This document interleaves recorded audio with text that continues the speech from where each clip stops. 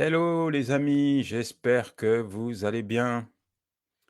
Je suis heureux d'être avec vous actuellement pour ce direct. Voilà, vous qui me rejoignez, profitez-en pour partager ce live sur votre page, invitez vos amis. Ce soir, ça va être vraiment un moment divin dans la présence de Dieu. Nous croyons que Dieu va agir, que Dieu va répondre, que Dieu va parler. Alors, ne vous privez pas de ce moment. Et puis dites-moi d'où vous venez, que je puisse vous accueillir. Vous allez voir qu'actuellement, on a il y a comment on appelle ça? Comme des sous-titrages. En fait, c'est un paramètre que Facebook met automatiquement et si vous voulez le désactiver, vous n'avez qu'à vous, rendre sur vos paramètres et marquer «désactiver».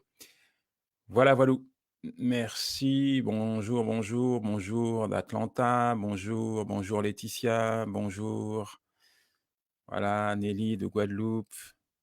Partagez ce live avec vos amis sur votre page. Ce soir, on a un témoignage extraordinaire d'une personne vraiment qui a vécu des choses merveilleuses dans sa vie et on est vraiment heureux bien, qu'elle soit avec nous.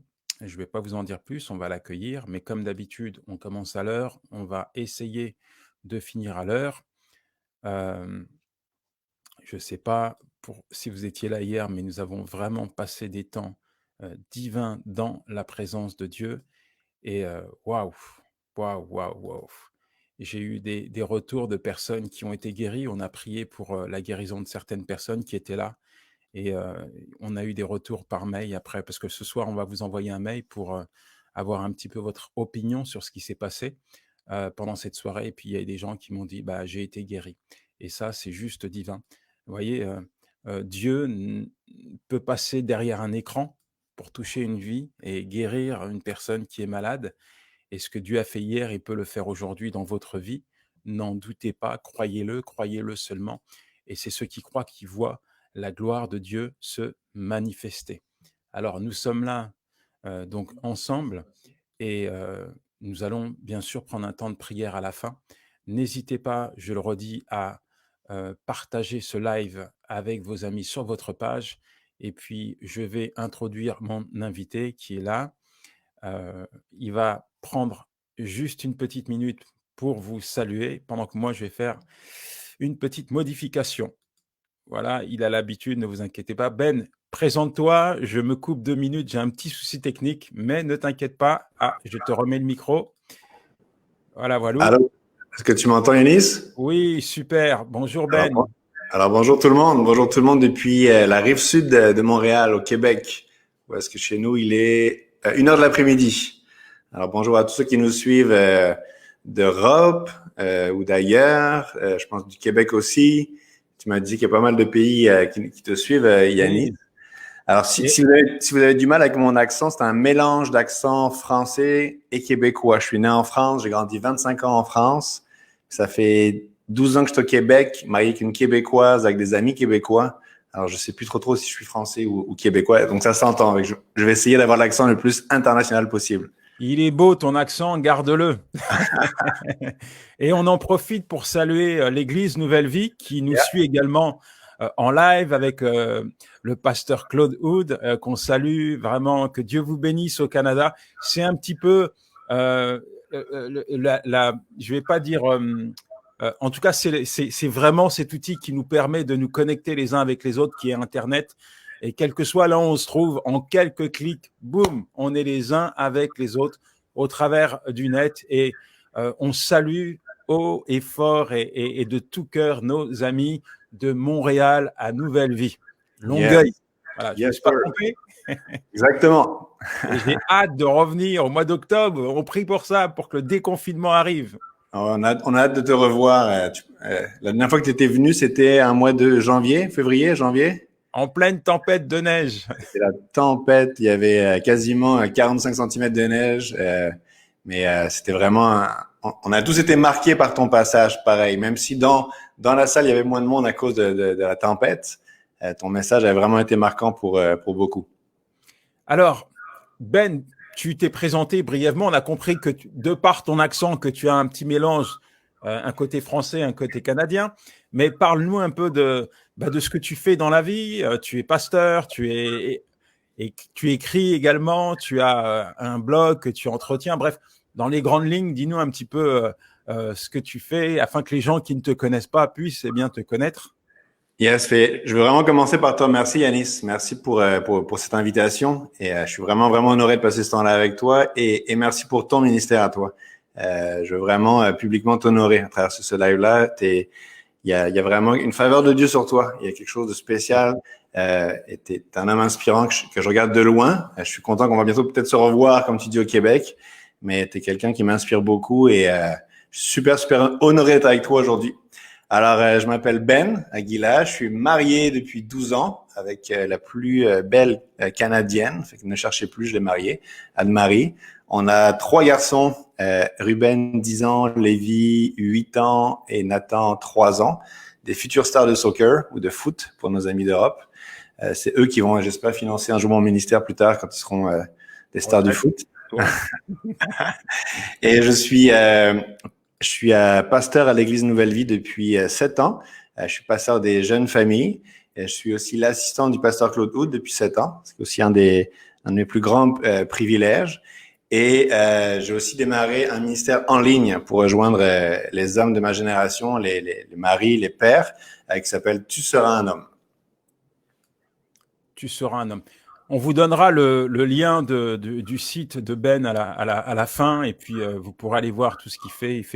Il y a aussi beaucoup de posts que tu mets sur ta page Facebook, etc. Donc, on va vous donner tout ça à la fin. Ce soir, on parle de guérison. On a débuté hier, et pour ceux qui étaient là, c'était vraiment, vraiment un temps béni. Et il y a quelque chose sur l'entretien que j'ai eu avec Franck Alexandre, qui était mon invité, qui m'a interpellé, en fait, qui m'a rappelé une vérité que j'avais vécue moi-même, mais je ne l'avais pas vue sous cet angle. Ce n'est pas la thématique qu'on va aborder ce soir, mais Franck disait Dieu guérit les incroyants.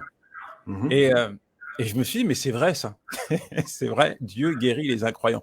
Le soleil brille sur les justes comme sur les injustes. Mm-hmm. Et non seulement il guérit les incroyants, mais moi, j'ai expérimenté quelque chose d'assez particulier dans ma vie, puisque un jour, j'étais pratiquement laissé pour mort. J'avais pris 3 coups de couteau et je faisais une hémorragie interne. Et depuis des heures, je saignais à l'intérieur. Mes poumons étaient touchés. On m'amène au bloc opératoire en urgence. Et à cet instant, je ne connaissais pas Dieu, si ce n'est de nom, puisque ma conjointe, qui est mon épouse maintenant, me parlait de temps en temps de Dieu, mais j'étais très loin de Dieu et je n'avais même pas mis les pieds dans une église. Et voyant que tout le monde s'affolait autour de moi, c'est pas que la mort me faisait peur. Je sais pas pourquoi d'ailleurs. Pour moi, ça me semblait inéluctable que la mort vienne me prendre un jour. C'était comme ça, c'était mon destin. Et alors que le médecin a vraiment le visage blême quand je suis sur la table, il vient me voir, on va vous endormir. Et là, je lui pose une question, mais docteur, est-ce que je vais vivre? C'est juste la question que je lui pose. Je ne voulais pas savoir qu'est-ce qu'il allait faire, est-ce que c'était grave ou pas. Est-ce que je vais vivre? Oui ou non? Parce qu'à cet instant, je pensais que finalement, le médecin avait le pouvoir de vie sur moi, c'est-à-dire que s'il était en forme, s'il avait bien dormi, s'il était de bonne humeur, il allait faire des prouesses, il allait me guérir. Mm-hmm. Et là, il ne me répond pas. Il ne me répond pas. Donc, ça m'inquiète. Je me dis, mince, je vais peut-être mourir. Et à cet instant, j'entends une voix. Comme quoi, c'est une deuxième chose. Dieu parle aussi au cœur des incrédules, parce que j'étais incrédule. Et Dieu, là, me dit, Yanis, tu vivras. Wow. Tu vivras. Et dans ce moment où tout le monde était en panique, j'ai ressenti une paix qui ne dépendait pas des circonstances. Et je me suis endormi comme ça. Et si je parle aujourd'hui, c'est parce que ce que Dieu m'a dit là, dans ce bloc opératoire, c'est réalisé. Il m'a gardé en vie. Wow. Et c'est tellement beau, premièrement, de voir combien Dieu est bon, combien Dieu a de la compassion, combien Dieu intervient là où il n'y a plus rien à faire, combien Dieu vient au secours de ses enfants, mais également de ceux qui ne le connaissent pas, parce qu'il a un projet pour eux, parce que son désir, ce n'est pas que le pécheur se meure, mais c'est qu'il change de conduite et qu'il vive. Et vraiment, c'est au cours de ces 3 soirées, c'est vraiment ce que je veux faire ressortir, Dieu guérit. Et Yes. au-delà de la guérison, Dieu est fidèle. Dieu est Mhm.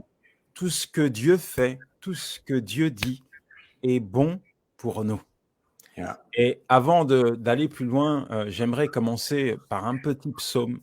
C'est le psaume 103, verset 2, où il est dit: Mon âme bénit l'Éternel et n'oublie aucun de ses bienfaits. C'est lui qui pardonne toutes tes iniquités, qui te guérit de toutes les maladies. Mm. Voyez-vous, mes amis, chaque jour, vous avez une multitude de raisons de vous plaindre. Chaque jour, vous allumez la télé, vous êtes intoxiqué par des infos qui vous font peur, vous allez au travail, il y a tout un tas de choses qui peuvent se passer qui vous amènent à vous plaindre, à être aigre, à être en colère. Vous rentrez chez vous, il y a peut-être des choses qui ne vont pas. Mais voilà, une raison, moi, que je veux vous donner aujourd'hui, que vous pouvez appliquer chaque jour de votre vie, c'est parler à votre âme. Dites à votre âme, ordonnez à votre âme de bénir l'Éternel. Pas se plaindre devant Dieu, parce que tout ce que Dieu fait est bon. Pas se plaindre, pas murmurer, non. Mon âme, bénis l'Éternel. Mm. Bénis l'Éternel, mon âme, et n'oublie aucun de ses bienfaits, parce que chaque jour, Dieu nous fait du bien. Et même quand ça ne va pas aujourd'hui, nous devons ressasser, nous repasser les bienfaits de Dieu, ces faits qu'il a accomplis dans notre vie, hier, avant-hier.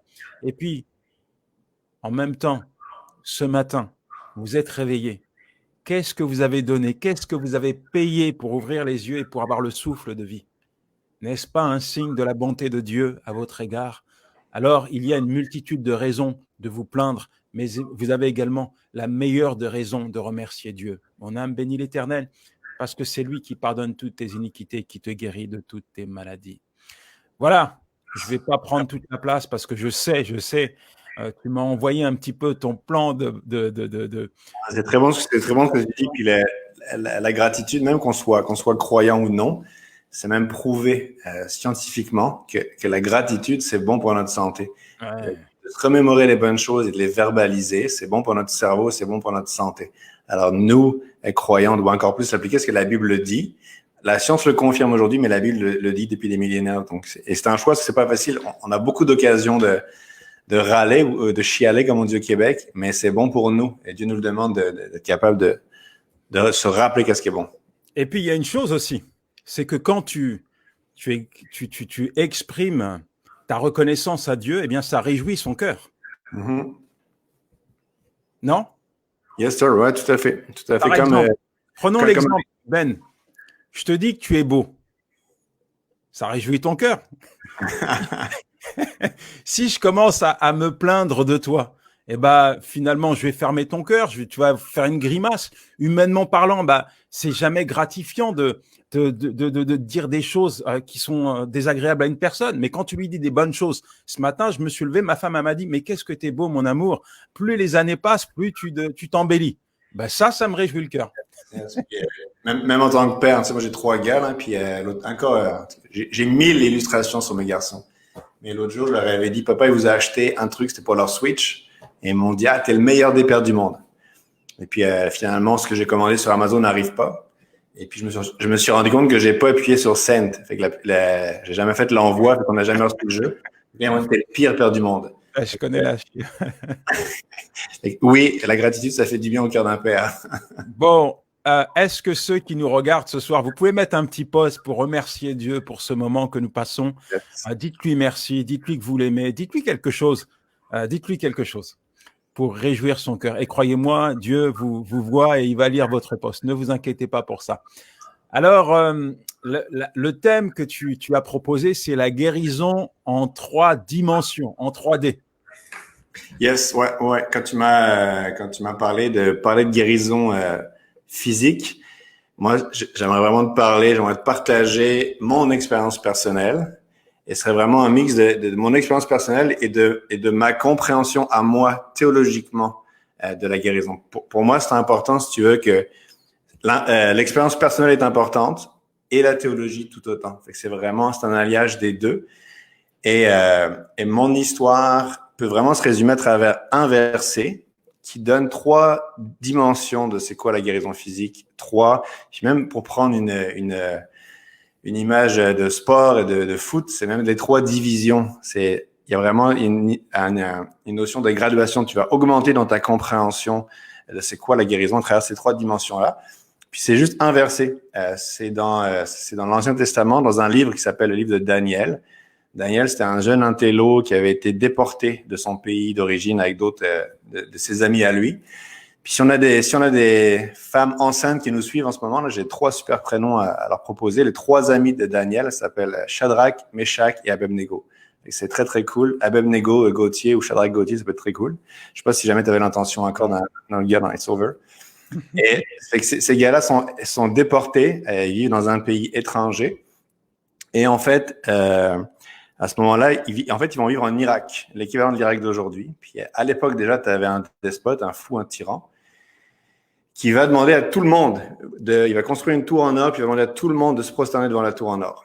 Et puis Daniel, puis ses trois doutes, ses trois amis vont dire non, nous on est croyants, on fait pas ça, désolé. Donc la loi du pays, elle va dire ceux qui le font pas, ils vont dans les fours crématoires. Chut, au feu, c'est fini. Et que les gars, c'est ça qui leur arrive, ils disent nous on a Dieu, on croit en Dieu, on se tient dans nos valeurs, on se prosternera devant personne d'autre, puis ils vont être jetés, ils vont être amenés devant un four crématoire ou une fournaise ou un feu. Et puis ils vont dire juste une parole qui est vraiment qui résume pour moi, c'est ça les trois dimensions de ma compréhension et de mon expérience de c'est quoi de mon approche de la guérison divine. Ils vont dire, c'est dans Daniel chapitre 3, versets 17 et 18, c'est marqué « Le Dieu que nous servons peut nous guérir ou peut nous délivrer ». La première dimension, c'est « il peut le faire ». Ils disent ensuite « et notre Dieu va nous délivrer ». C'est une dimension plus personnelle. Et la troisième dimension, c'est ils disent au roi, mais même s'il ne le faisait pas, nous ne te servirons pas, puis nous, notre foi est en Dieu. Fait que Dieu peut, Dieu va, mais même s'il ne le faisait pas. Fait que ça, j'aimerais ça partager avec toi personnellement, c'est quoi les trois étapes que moi j'ai vécu, que je continue de vivre, parce qu'en fait, c'est un processus de vie. Hein. Il y a aucun moment que tu vas dire, ça y est, j'ai tout compris sur Dieu et sur la Bible et sur la foi. On est tous en pèlerinage, on est tous en processus. Ça t'intéresse, ça te va? C'est un bon programme? Oui, pas que moi. J'ai hâte d'écouter ce que tu vas nous partager, mais pas que moi. Je pense que ça va faire beaucoup de bien aux gens qui nous regardent et je réédite ce que je vous ai dit en introduction. Partagez ce live sur votre page parce que je connais ton témoignage et je crois que ce témoignage va bénir beaucoup de personnes.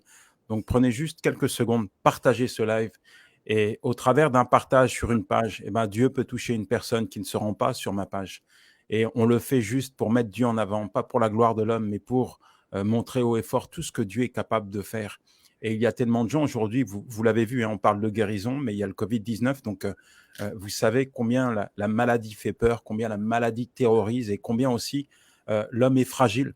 Donc il est vraiment important, comme on le disait hier, de comprendre bien sûr que Dieu guérit, mais le plus important, c'est pas la guérison physique, c'est la guérison de l'âme. Bien sûr, on prie pour la guérison physique, mais la chose la primordiale, c'est la guérison de l'âme. J'ai vu des gens malades qui partaient en paix parce qu'ils avaient confié leur vie à Jésus-Christ.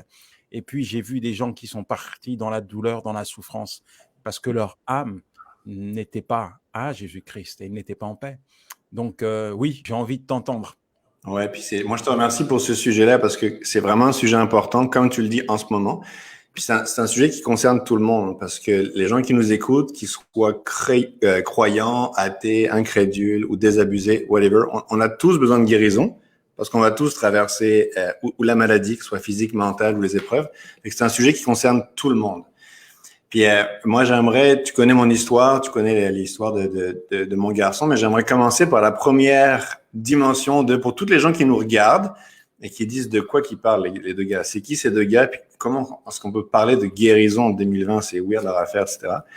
J'aimerais juste parler de la première dimension, c'est ce que disent les amis de Daniel dans le verset qu'on vient de lire. Dieu peut. Dieu peut guérir. Juste d'être ouvert à l'idée juste d'être au courant, juste d'avoir cette compréhension que selon la Bible, Dieu peut guérir. pour toutes ces personnes-là qui nous regardent, j'aimerais vous défier d'aller lire dans la Bible, puis de regarder par vous-même. Il y a des milliers, des centaines, des milliers de passages qui parlent que Dieu guérit, que Dieu peut guérir, et, euh, et d'être tout simplement ouvert à cette idée-là. Et puis en début de live, tu disais que Dieu guérit pas forcément juste les croyants. Il guérit des gens qui sont... Puis moi, je l'ai vécu très, très jeune. Pour donner vraiment un exemple, j'avais, je pense, 5-6 ans. J'ai très peu de souvenirs de mon enfance. J'ai une bonne mémoire, mais pas de l'enfance. Mais enfant, j'étais recouvert. En fait, j'avais de l'eczéma chronique sur les bras. C'est pas dramatique, mais c'est plate pour un enfant. Fait qu'en fait, je me grattais en permanence. Puis c'était vraiment un eczéma très, très... c'est quand même très intense. J'avais beaucoup de plaies, donc beaucoup de bandages. Je me trimballais tout le temps avec mes bandages. Mais c'était normal. En tout cas, c'était ça ma vie.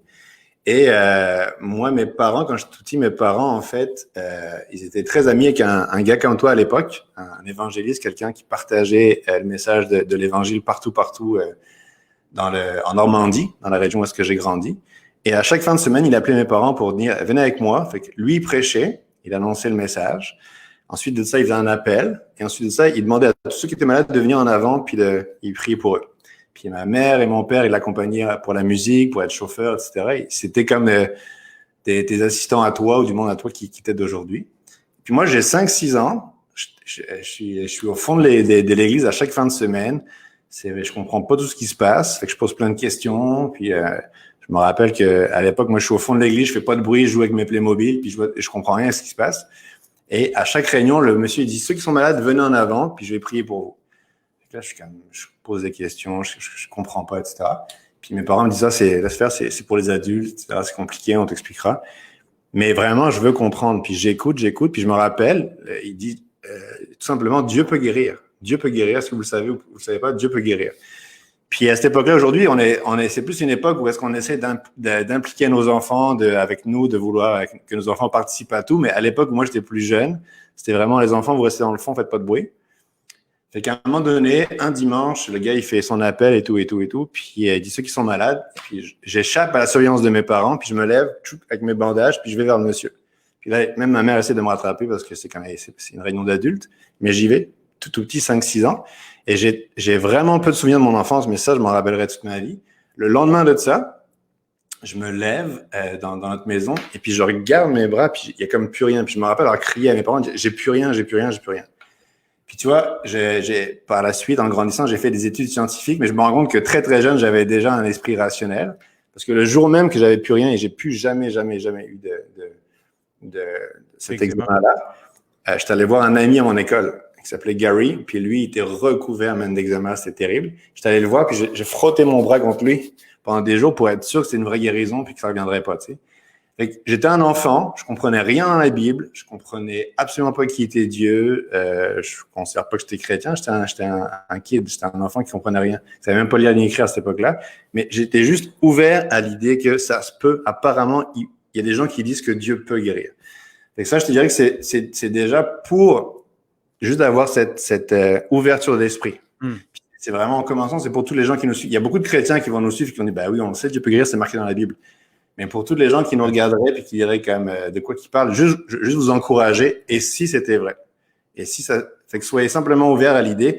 Puis tu sais, j'avais posé la question à un bon ami à moi que tu connais, Luc Dumont.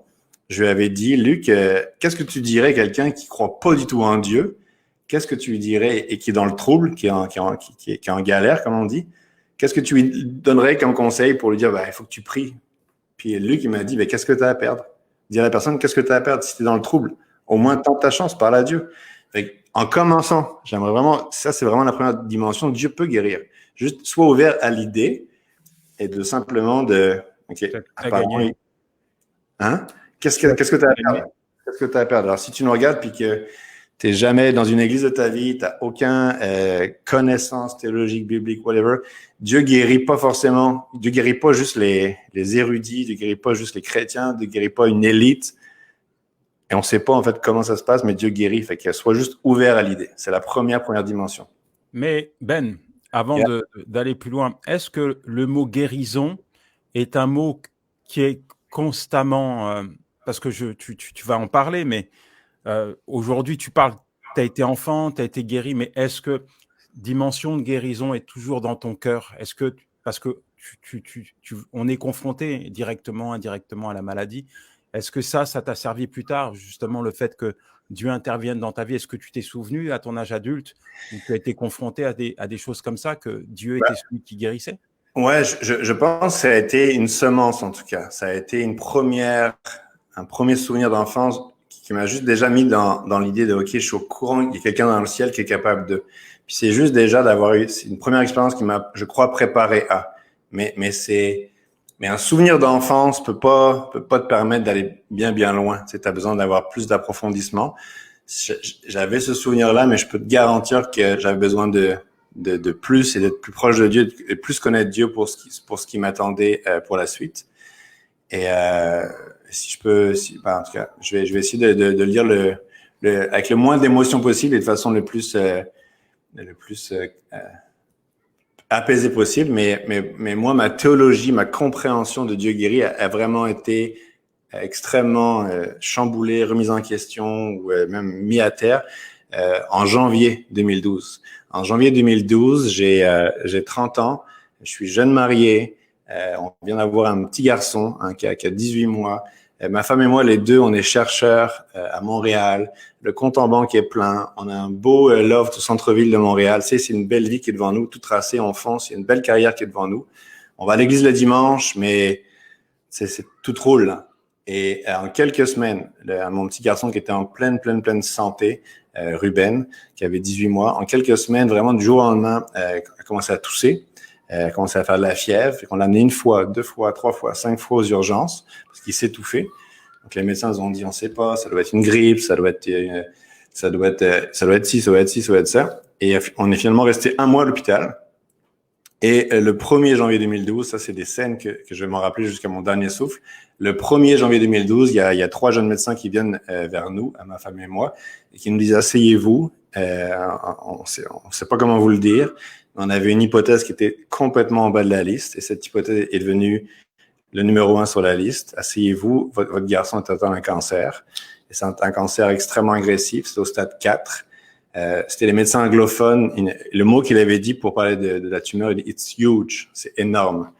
Il faut qu'on commence la chimiothérapie ce soir. Il faut qu'on commence, parce qu'on ne sait pas s'il va passer la nuit. Et ce jour-là, Yanis, toutes mes connaissances bibliques, toute mon expérience, je te dis, ça ne me servait plus à rien. Et la meilleure façon, puis à toi, je peux te le dire, parce que je pense que c'est des choses que tu as vécues aussi à certains niveaux. Mais ce jour-là, moi, je crois que je suis mort.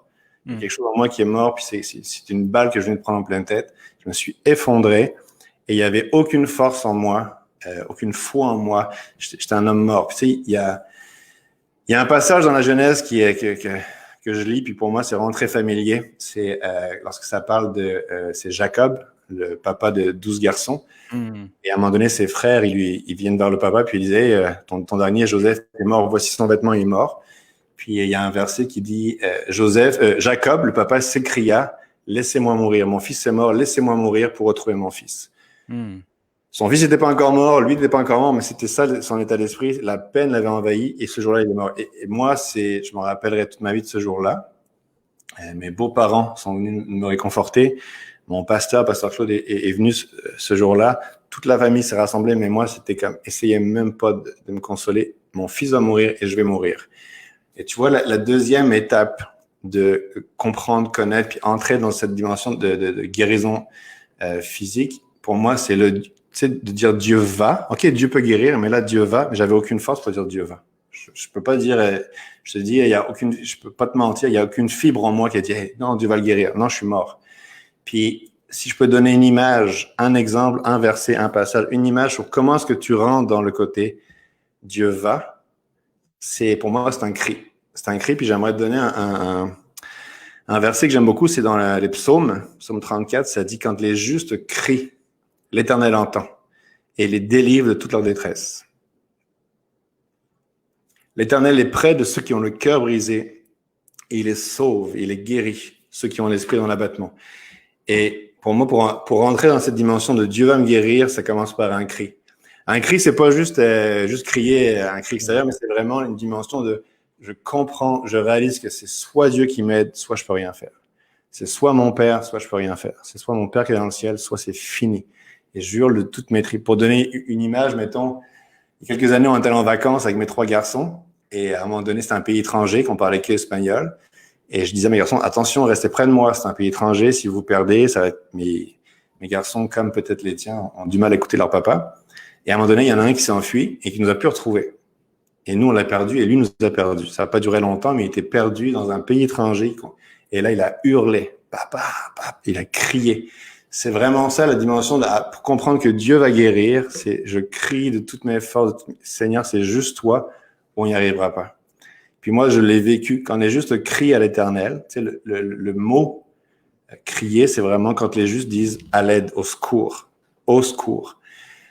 Le 1er janvier 2012, les médecins me disent « Votre garçon est atteint d'un cancer de stade 4. On ne sait pas s'il va passer la nuit. » Cette nuit-là, moi, je me suis endormi avec mon garçon et ma femme. C'est la nuit la plus triste de ma vie. On a pleuré toute la nuit avec ma femme. On avait notre petit garçon Ruben comme ça qui dormait. Puis c'est comme si le ciel s'ouvrait, le sol s'ouvrait sous ses pieds, puis on le voyait partir. Je me rappelle de caresser le ventre de ma femme parce qu'elle était enceinte de 3 mois de notre deuxième. Oh Seigneur. Et j'étais un mort-vivant. La meilleure expression que je peux te dire, c'est que j'étais un mort-vivant. Le lendemain, je comprends tout à fait ce que tu dis. Je me souviens quand mon épouse avait fait une rupture d'anévrisme. C'était le 1er janvier 2010. Wow. Et la nuit, quand les médecins m'ont dit on ne sait pas si elle va vivre, en fait, pour moi, c'est un cauchemar. Quand tu dis, quand le juste crie, c'est cette image que j'ai, c'est un enfant qui se réveille en pleine nuit, qui appelle maman et papa parce qu'il vient de faire un cauchemar. Il veut se réveiller. Papa, sors-moi de là. C'est marrant que tu dis ça. C'est le seul mot que j'ai réussi à dire. C'est sortez-moi de ce cauchemar devant toute ma famille, tout ça. Puis j'étais mort. Fait que j'ai juste hurlé. Et à chaque fois que je fermais les yeux, parce que je n'arrivais pas à dormir, en fait, c'est par épuisement que je m'endormais. Parce que quand je fermais les yeux, je voyais ma femme dans un cercueil. Donc c'était... je me souviens j'étais à l'hôpital, une dame d'un certain âge, elle m'a vu arriver, elle a dit à la personne qui était avec moi, mais vous pensez qu'il va pouvoir descendre les escaliers? J'ai une momie. Ouais, c'est vraiment ça, c'est vraiment physiquement, t'es là, mais t'es plus là. Je me rappelle, ces 2 amis qui m'ont aidé juste à me lever, physiquement, à marcher, faire quelques mètres, prendre mon téléphone, appeler mon père qui était en France, je lui dis, papa, faut que tu viennes. Il a foncé dans l'avion, il est arrivé. Je me suis écroulé et vraiment, ce que je me rappelle très, très bien, c'est que le lendemain, j'ai même pas dit à ma femme, chérie, je prie pour toi, on va s'en sortir, tiens le coup. J'avais rien à dire, j'étais un mort vivant. Et l'hôpital où est-ce qu'on était, c'est le Children. Puis il y a des infirmiers ou des médecins qui nous suivent, je les salue parce que c'est parmi ce staff, il y a des gens que c'est mes frères pour le restant de mes jours, mes frères et mes sœurs. Je sors de l'hôpital le lendemain de cette annonce-là. Je suis un mort-vivant dans ma voiture. Je remonte le boulevard René-Lévesque pour aller chez nous. Et j'ai hurlé. J'ai crié, Yanis. Je peux pas te le dire autrement. J'ai hurlé dans ma voiture comme un fou. Et je criais Jésus. Au secours. Au secours, mon fils, mon bébé. Jésus, au secours. J'ai juste crié, juste hurlé.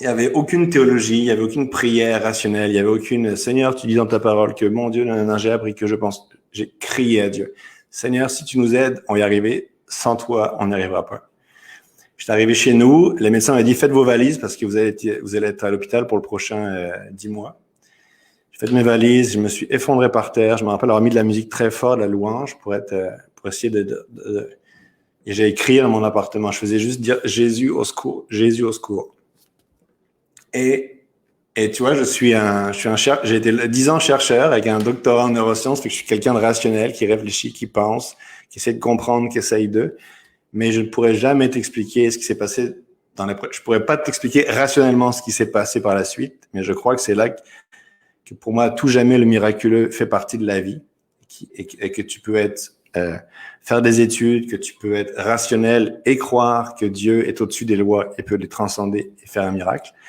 Et alors que je crie dans mon appartement, puis que je suis en larmes, puis que je suis par terre, j'ai senti une force qui m'a juste physiquement relevé. Je me suis physiquement relevé et je commençais à être consolé. Mais tu sais, je veux pas être consolé, mon fils va mourir. Je commençais à être consolé et j'ai commencé comme dans mon cœur à entendre une voix qui disait « Ton fils, c'est mon fils. Je vais me battre pour ton fils. » Puis tu vas voir, on va y arriver ensemble. Tu vas me voir à l'œuvre. Tu vas voir des choses que tu n'as jamais vues de ta vie. Tu vas voir ton fils va s'en sortir. Je vais être avec toi et un jour, tu vas parler. Un jour comme aujourd'hui, le 4 juillet 2020, ouais. Un jour, tu vas parler avec Yanis et d'autres de qu'est-ce que Dieu a fait dans la vie de ton fils. Et tu vois, la deuxième dimension, je dis, c'est Dieu peut guérir, mais c'est Dieu va guérir. C'est la phrase que j'ai dit quand je suis rentré voir ma femme. Après ce moment-là, où est-ce que j'ai le sentiment, je crois que Dieu est venu me parler personnellement. Et c'était quelque chose de personnel. Je suis rentré à l'hôpital, j'ai dit à ma femme, chérie, Dieu va guérir. Dieu va guérir Ruben. Et c'était pas la pensée positive, c'était pas tout va bien, je vais bien, ça va bien aller. C'était Dieu qui avait répondu à mon cri. Puis c'est ça que je veux dire à tout le monde qui nous écoute. C'est un verset qu'il faut qu'il devienne. Des fois, tu sais, on pense que la Bible est compliquée. La Bible, elle est profonde, elle est riche, mais à quelque part, l'Évangile, c'est très simple. Quand tu cries, l'Éternel entend et il te délivre de toutes tes détresses. L'Éternel est proche et tout près de ceux qui ont le cœur brisé. Alors, la deuxième étape, si tu veux voir le miraculeux dans ta vie, il faut même plus que tu essaies d'avoir des plans A, B, C, D. Dieu, c'est ton plan A. Il y a plus d'autres plans. Et crie à Dieu. Ouvre ton cœur et parle à Dieu. Ben, avant que tu nous partages la deuxième étape et la suite de ton témoignage, j'aimerais un peu que tu me dises, parce que je sais, moi qui ai des enfants comme toi, que quand un enfant est malade, finalement, le papa ou la maman est encore plus malade. Comment ton épouse a vécu tout ça? On l'a vécu très différemment. On l'a vécu très, très, très différemment parce que moi, j'ai vécu ce moment-là intense qui a ce temps avec Dieu qui m'a vraiment porté pour tout le reste. Parce que lorsqu'il y a une annonce de cancer pour mon garçon, c'est douloureux, c'est terrible, mais moi, c'était la 8e annonce parce que mon père et ma mère cumulés avaient traversé 7 fois le cancer. Alors, c'était la fois de trop. C'était comme si le cancer s'acharnait sur ma famille et il y avait des traumatismes déjà passés de toutes ces images-là que je voulais plus voir et qui tout d'un coup maintenant c'était mon garçon. Alors, on a vraiment vécu comme sur 2 îles désertes qui se sont au fur et à mesure éloignées l'une de l'autre. On est resté très très solidaires en termes de notre objectif numéro 1, c'est notre garçon, c'est notre enfant, on va se battre pour lui. Mais c'est 2 amoureux qui sont devenus 2 infirmiers pendant 10 mois. Et lorsque des amoureux deviennent des infirmiers, ils finissent par devenir des colocataires. Il n'y a pas eu de séparation, il n'y a pas eu rien, mais c'est vraiment 2 îles désertes qui se sont éloignées. Le focus unique de mon épouse, et qui est normal, c'était mon garçon, mon garçon, mon garçon, et son deuxième garçon qui est porté en elle. Alors, il n'y a plus de vie de couple, il n'y a plus de vie amoureuse, il y a bien entendu plus de vie sexuelle, il y a bien entendu plus de date, on sort au restaurant, il n'y a plus de temps à deux. C'est un combat. Tu es en guerre, et on était jeunes, on était 2012, ça faisait 4 ans qu'on était mariés, même pas encore 4 ans qu'on était mariés, 3 ans et demi. Et donc, ça a été un autre combat, ça aussi. Mais quand tu dis il y a plus rien, bon, j'utilise le mot sécheresse, mais il y a un goût pour le combat parce que vous avez, oui, l'objectif de vous battre pour votre enfant, mais tu penses que cette situation a apporté une cession entre toi et ta femme? Pas une session, mais c'est sûr que ça crée une distance parce que, puis je pourrais t'en parler parce que ça fait partie justement de ce que Dieu a travaillé en moi, de me faire comprendre que la guérison physique, c'était notre gros point de désaccord avec ma femme, c'était toutes les fois que ma femme me disait, chérie, et si Dieu? Et si Ruben ne se sortait pas? Et moi, ma réaction à chaque fois, c'était tais-toi. Tu manques de foi, dis pas ça, tu devrais pas dire ça. C'est des paroles de mort, je veux pas entendre. Alors, de son côté, elle, son besoin, c'était de dire, chérie, moi, j'ai peur. Est-ce qu'on peut parler des vraies choses que si jamais, et si Dieu ne guérissait pas Ruben, puis qu'on enterre notre bébé de 2 ans, et moi, je dis non, on n'en parlera pas, je veux même pas qu'on en parle, c'est un manque de foi. J'ai compris par la suite que c'était pas un manque de foi, mais c'était de la peur, de ma part. C'était trop dur, je peux pas en parler. Mais si tu veux, ça crée une distance. Et, l'objectif, c'est comme j'avais un ami à moi encore que peut-être tu connais, Daniel Descaries, qui m'avait donné une bonne image. Il m'avait dit, c'est comme si vous étiez 2 soldats en guerre qui venaient d'avoir les deux une balle à l'épaule. Mais le but du jeu, c'est de porter l'enfant pour le sortir du champ de bataille pendant 12 mois. Et c'est à la fin du combat, une fois que l'enfant va bien, tu te rends compte que ta blessure à toi, elle s'est infectée. Il y a eu après Je te parle de 2012, ça fait 8 ans. C'était tout un travail de mon épouse et moi. On a travaillé fort avec de l'aide. On était chercher de l'aide, des conseillers chrétiens, de l'aide et d'un couple. On a encore un couple d'amis à qui on parle, qui nous aident, qui nous conseillent.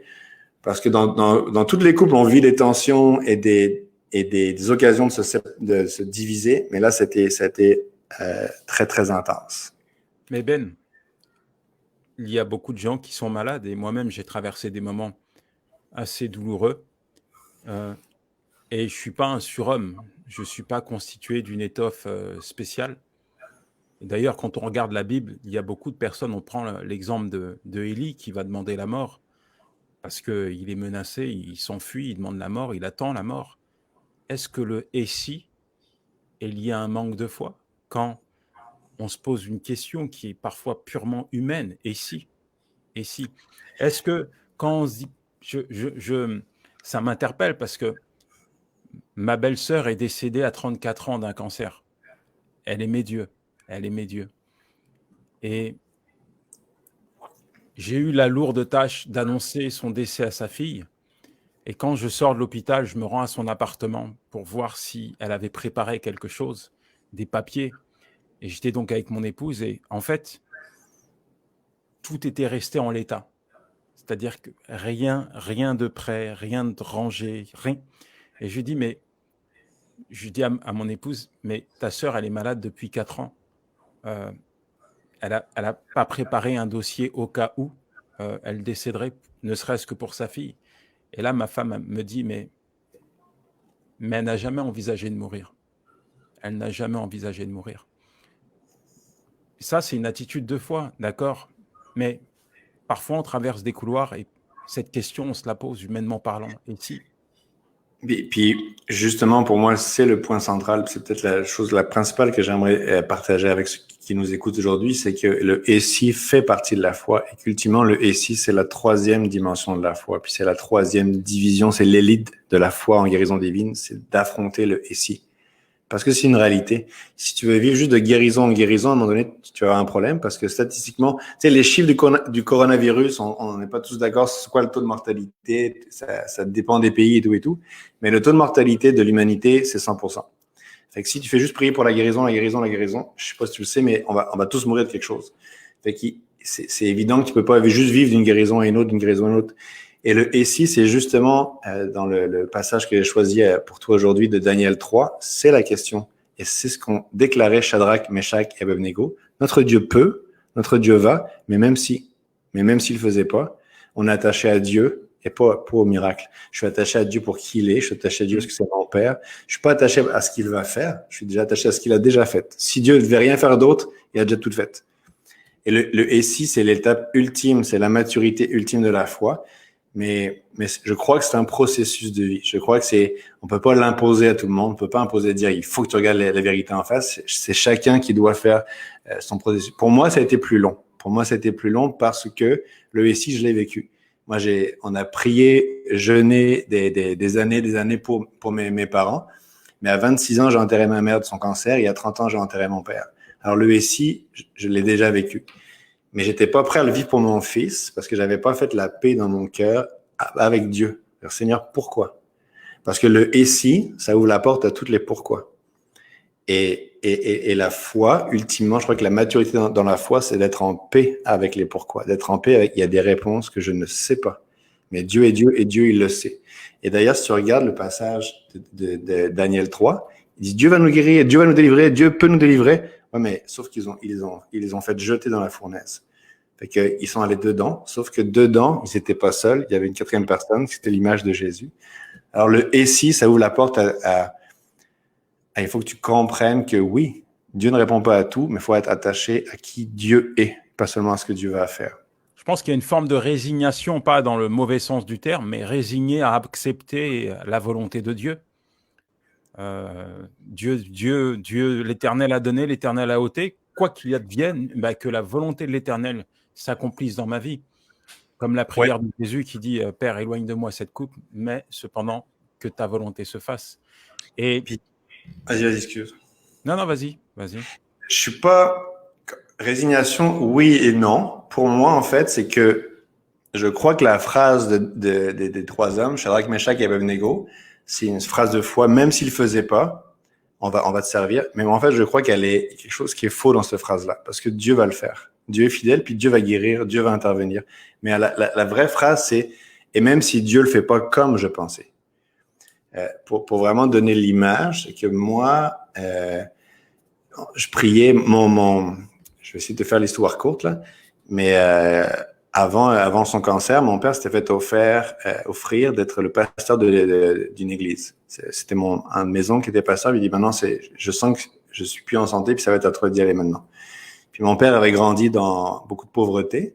Et il avait réussi à avoir une bonne situation. Et pour lui, de faire le switch, d'arrêter sa carrière, partir dans le pastorat, il dit non, c'est trop de risques, je le ferai pas.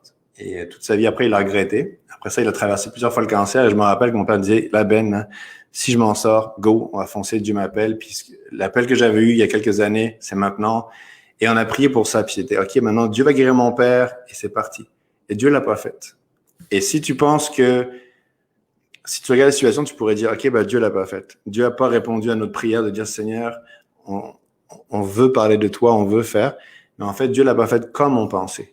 Mais pendant toutes ces années-là, où est-ce que moi j'ai dû dealer avec tous ces pourquoi-là, c'était des années de formation. C'était des années où est-ce que Dieu travaillait mon cœur à moi. Et puis tu vois, aujourd'hui, ça fait 7 ans que je travaille à l'Église Nouvelle Vie. Ça fait 7 ans que je sers le Seigneur auprès de mon père spirituel, Pasteur Claude, et puis qu'à travers ce que je peux, le moindre chose que je peux accomplir à travers lui. Et pour moi, c'est la foi de mes parents qui vit en moi et que Dieu l'a pas fait comme je pensais. Mais en fait, on sert quand même le Seigneur, mais d'une façon différente. Pour te donner une image peut-être encore qui va plus t'aider, Shadrach, Meshach et Abednego, ils disent Dieu peut, Dieu va, et même s'il le faisait pas, on va se servir quand même. Mais en fait, Dieu l'a fait. Dieu les a délivrés. Mais ils sont allés dans la fournaise. Et non seulement Dieu les a délivrés, mais le tyran qu'ils a jeté dans la fournaise, en voyant ça, a dit c'est quoi, c'est qui leur Dieu, etc. Et le tyran de tout ce pays-là a dit c'est le Dieu de ces gars-là va devenir le Dieu de tout le pays. Donc, en fait, il faut réussir à avoir ce recul-là, cette pensée-là que Dieu va toujours intervenir, mais pas forcément de la façon dont on s'y attend. Alors, comment Dieu intervient pour toi et pour ton enfant surtout? Quand tu parles de quand Ruben était malade? Donc, nous, on a été, la meilleure image que je peux donner, on a été jetés dans le feu parce que Ruben a subi 12 mois de traitement très intensif. J'aurais aimé que Dieu dise, il guérit, jour 1, il n'y a plus de tumeur, il est asséché, merci, bonsoir, rentrez chez vous. Mais Dieu a guéri à travers aussi la médecine. Puis ça, pour moi, c'est vraiment important de réussir à trouver cet équilibre-là, cette sagesse entre le miraculeux et la médecine. Moi, ma prière, à chaque moment, c'était Seigneur, si tu nous dis on arrête tout, on arrête tout. Mais tant que tu nous dis pas arrêter les médicaments, arrêter les traitements, on va tout faire ce que la sagesse, que les médecins nous demandent. Puis, faut vraiment réussir à croire que, tu sais, le miraculeux, c'est pas juste la guérison instantanée. Le miraculeux, c'est Dieu qui est avec nous dans le feu. Ruben a subi de la chimiothérapie intense, mais différemment des autres. Je peux donner une image, un exemple. Je t'avais montré une vidéo de Ruben qui courait dans le... Et la vidéo est sur la page actuellement, celle que vous voyez en dessous. Ça, c'est Ruben qui court dans les couloirs à l'âge de 22 mois. Et c'était après 4 jours d'un traitement qui s'appelle la vincristine. C'est un traitement... puis les médecins nous avaient dit, préparez-vous à un enfer. Votre garçon va recevoir un médicament qui met les enfants par terre, qui va vomir pendant 4 jours, il va être vert, ça va être horrible. J'ai croisé un papa avec sa fille venait d'avoir ce traitement-là, puis il m'a dit, je peux même pas t'en parler, c'est l'horreur. Nous, on entre là-dedans comme ça, on entre avec, mon Dieu, on amène notre enfant dans le feu encore une fois.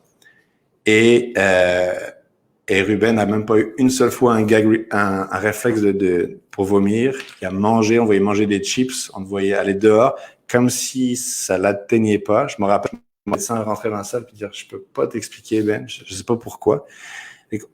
Mais on était dans le feu pareil.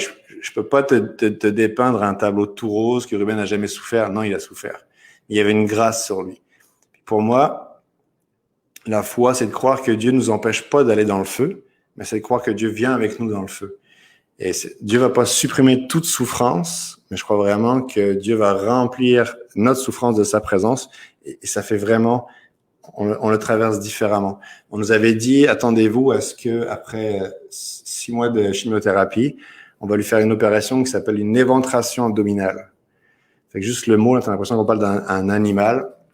On va l'allonger, puis on va l'ouvrir de partout. Ça va durer 9 heures. Il mettra des mois à s'en remettre. Préparez-vous à ça, tu sais. Et finalement, la chimiothérapie a réduit la tumeur à l'équivalent de 1% de ce qu'il y avait au début. Et le chirurgien nous a dit, c'est la première fois que je vais le faire, mais je vais l'opérer par laparoscopie. La paroscopie, c'est juste deux petites baguettes que tu opères et tu l'enlèves. Et c'était la première fois qu'il avait fait pour ce type de cancer. 1 heure après son opération, Ruben a mangé un smoothie.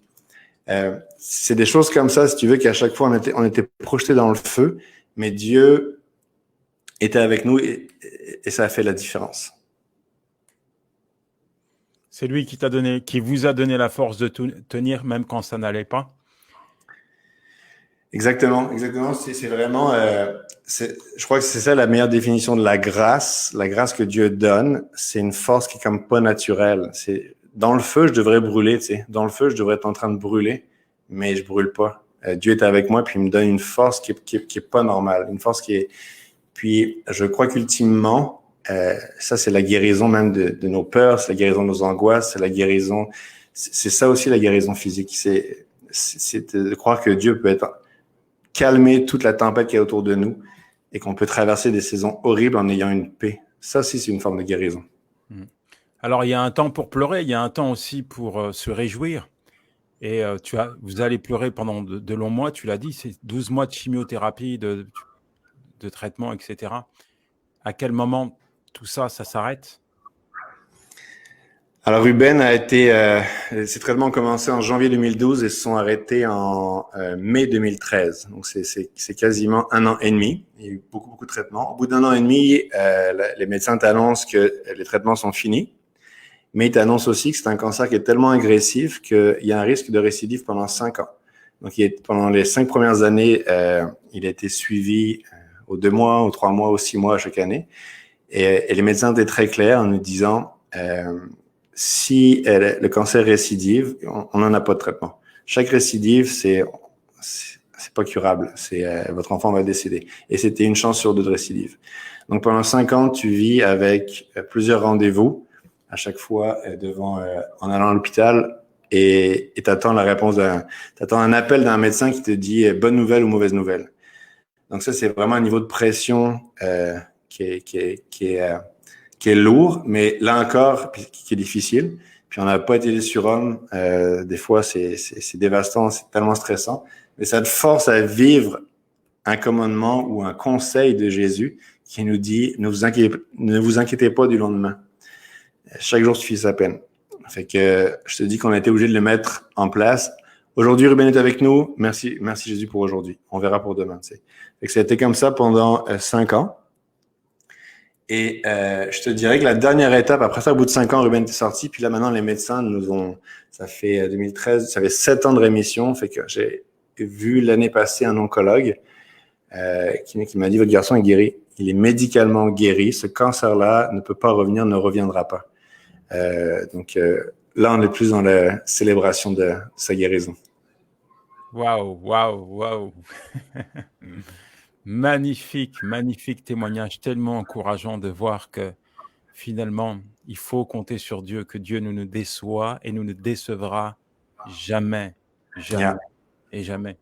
Et j'ai eu la joie de voir ton enfant tout à l'heure. Ouais. Plein de vie, youtubeur. Ouais, YouTuber qui aime le soccer, puis qui est fan du PSG. C'est la seule discorde qu'on a entre lui et moi. Moi, je suis un fan de l'OM et lui du PSG. À part ça, on s'entend bien. Il y a rien de plus beau que de j'ai envie de dire, c'est vrai que c'est pas agréable de rentrer dans ce type de couloir, mais l'épreuve nous rend plus proches, plus dépendants de Dieu.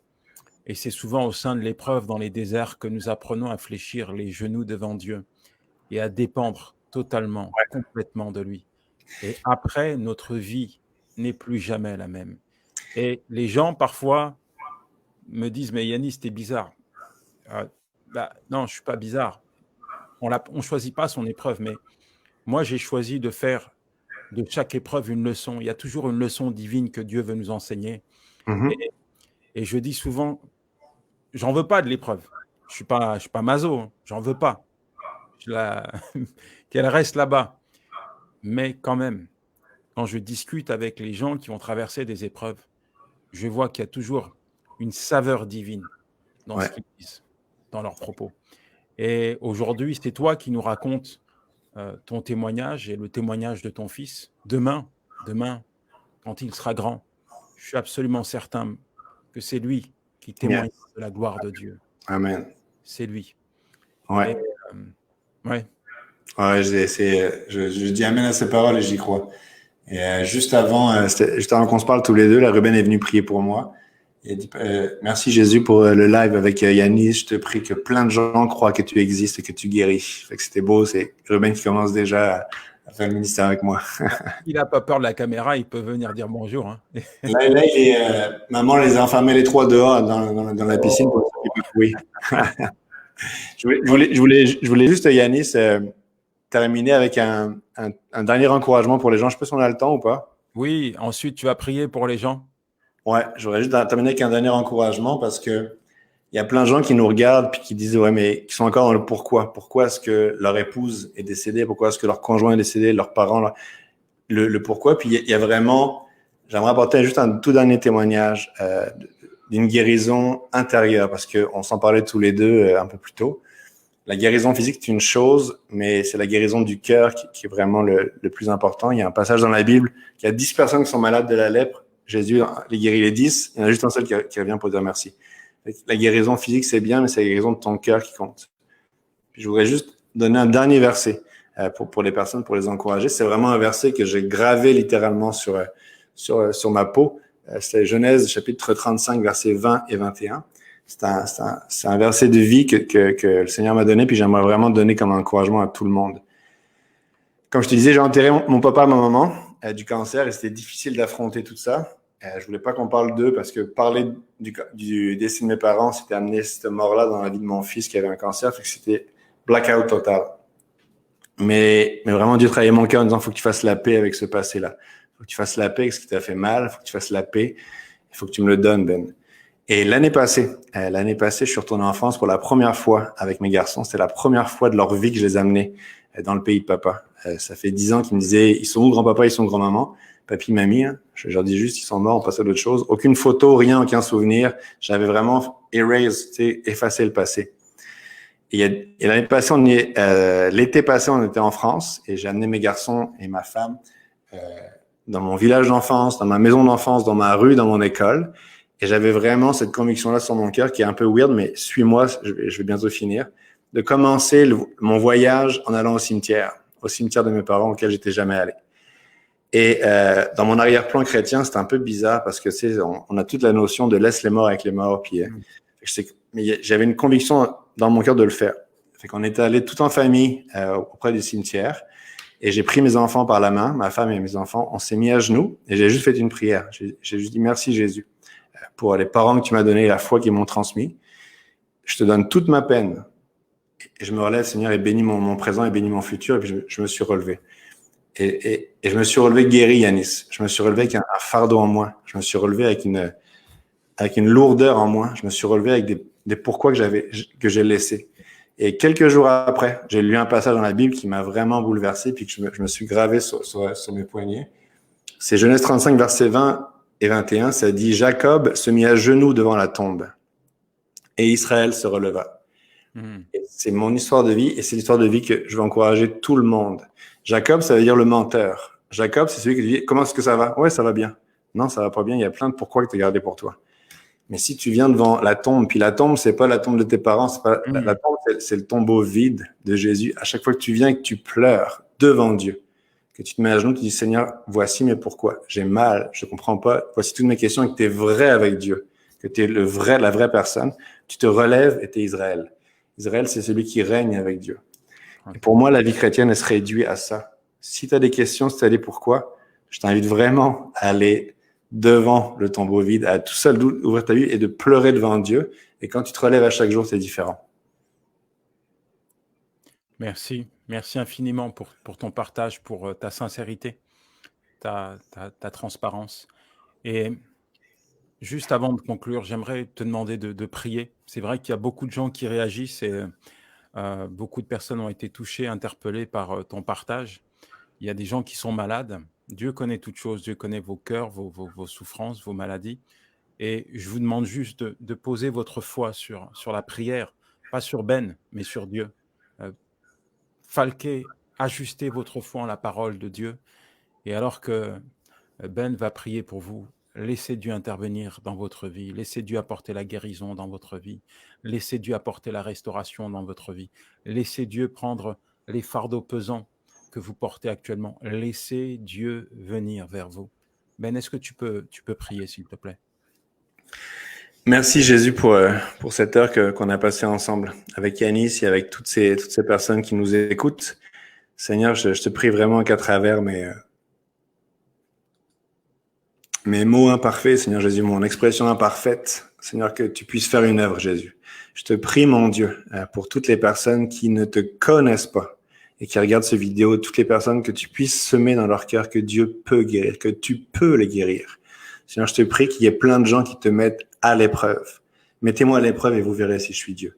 Je te prie qu'il y ait plein de gens qui te mettent à l'épreuve et qui disent, OK, si Dieu tu peux, vas-y, fais de quoi. Et je te prie qu'il y ait des gens qui viennent à toi.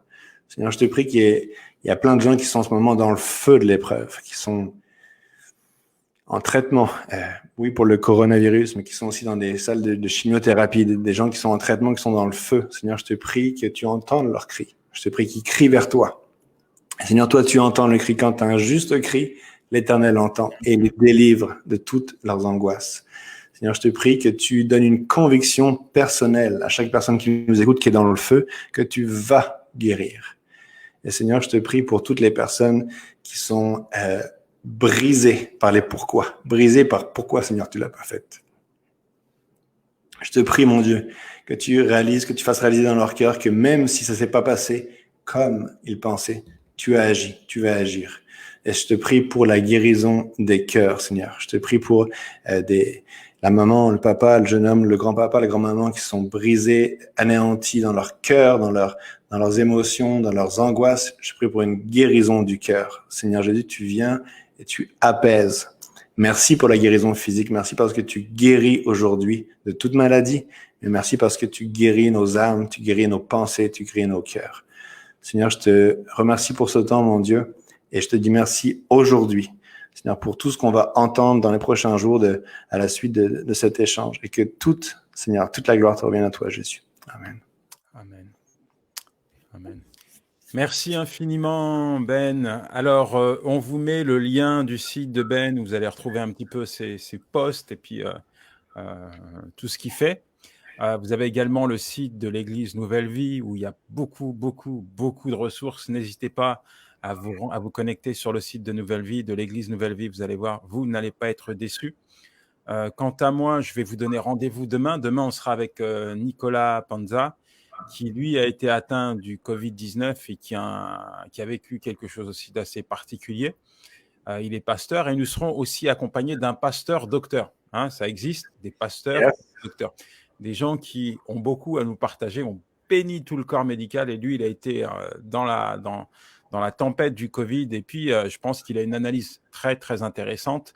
Le docteur Michel qui va nous apporter un petit peu sa réflexion entre la maladie, entre la guérison, entre Dieu, entre l'homme, entre ce que Dieu est capable de faire et puis aussi les limites de l'homme.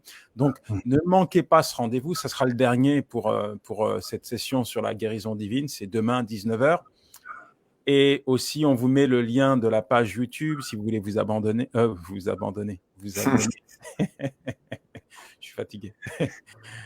Que Dieu te bénisse, Ben. Merci infiniment. Que Dieu te bénisse, Yanis. Merci pour qui tu es. Merci pour ton ministère, Yanis. Puis, il y a une chose que je retiens aujourd'hui de ce que tu m'as dit offline, là, c'est que tu as 6 enfants et tu as attendu jusqu'au 6e avant d'avoir ta fille. Ça, c'est la parole de foi que je retiens. Ma femme n'est pas là, fait que je peux le dire. Là. Mais peut-être que moi, je vais avoir une fille que... on proclame. Attention, moi, ça fonctionne toujours. Donc, on décrète une fille bientôt. Tu en as 3, tu avais oublié de le dire. Tu as 3 garçons. Ouais. La 4e. Et pourquoi pas la 5e. Peut-être... Mettez un petit post pour remercier Ben et puis un post de salutation à l'Église Nouvelle Vie et puis remercier aussi le Seigneur. N'hésitez pas à partager ce formidable témoignage sur votre page Comme je l'ai dit, Dieu peut toucher une personne au travers de cela. Et puis, à demain, 19 h, heure française. On vous attend. Ciao. Ciao, ciao, bye bye. Merci Yanis. Bye.